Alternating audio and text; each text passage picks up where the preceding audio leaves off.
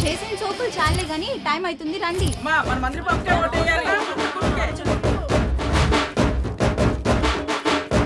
ప్రియమైన నా యేసు బిడ్డలారా, నా సోదర సోదరి మనుల్లారా, నా విన్నపం ఆలకించి మీరందరూ ఇక్కడికి వచ్చినందుకు నాకు చాలా కొతకొతలాడుతుంది.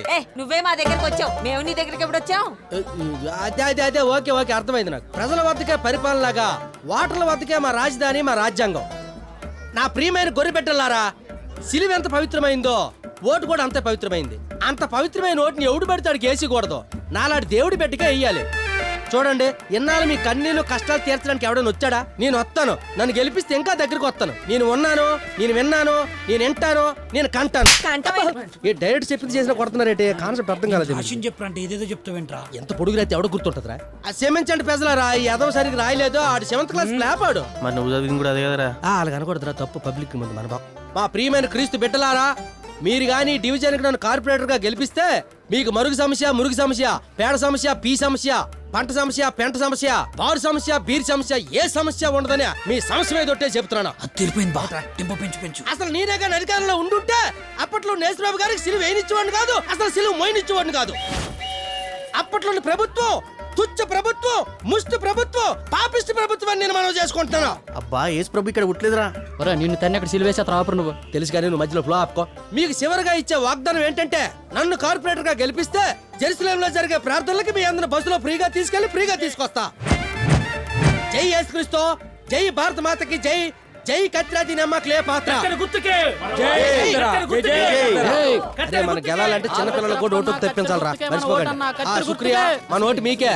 ఒరే ఎలుగుడ్డలు ఎల్లకు కోసుకారం పెడతా. శుక్రియా అందరూ బాగున్నారా? ఈద్ ముబారక్, ఈద్ ముబారక్. ఈద్ ముబారక్ పండుగ అంటారు బే. అవునా? మరి ఇందులో అదే రాసి ఉందరా. ఓకే టీకే. కైసే భయ్యా మేరా భాయ్. శుక్రియా. నా ప్రియమైన ముస్లిం సోదరులారా, ఈ రోజు నేను ఇక్కడికి ఎందుకు వచ్చానంటే, మీరు ఎంతో మంది కార్పొరేటర్లు చూసి ఉండొచ్చు, కానీ నాలాంటి ఫ్రెండ్లీ ముస్లిం కార్పొరేటర్ మీరు చూసి ఉండరు. చప్పట్లో నన్ను గాని మీరు ఈ డివిజన్ లో గెలిపిస్తే మీ అందరిని ఇక్కడి నుంచి మక్కాకు ఫ్రీగా తీసుకెళ్తానని మాట ఇస్తున్నాను. ప్యామిస్తా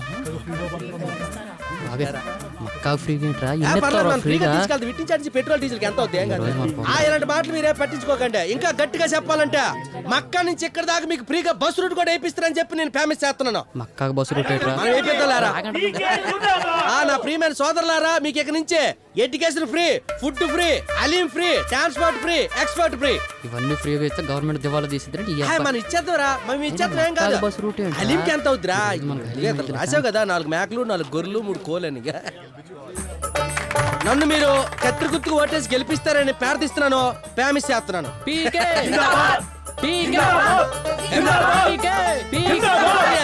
వెళ్తాను, గెలకపోతే మళ్ళీ వస్తాను.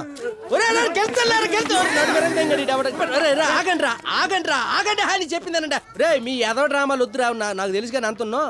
రే మాకు ఇది కొత్త ఏం కాదు, ఇలా స్టేజ్లు ఇరిపోయి కింద పడిపోవడాలో మాకు అలవాటగానే. మీరు వెనక నుంచి ఇలా తోసి దోపకంటే ఓట్లు అయితే సరిగ్గా ఏంట్రా బాబు. జిమ్ము గిమ్ము గట్టి చేస్తాను కాబట్టి సరిపోయింది, లేదంటే చూసుకుంటా.